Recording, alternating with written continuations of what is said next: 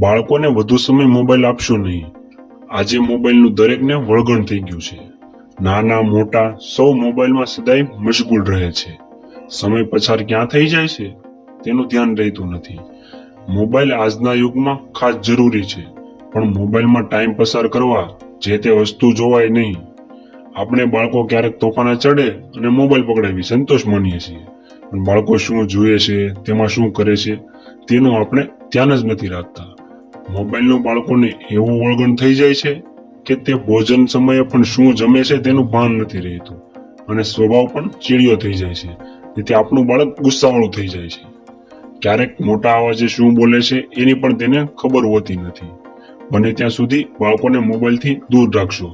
જો તમે બાળકોને મોબાઈલથી દૂર રાખશો તો તેનામાં સંસ્કારનું સિંચન થશે. એટલા જ માટે બાળકોને નાનેથી મોબાઈલથી દૂર રાખવા જોઈએ.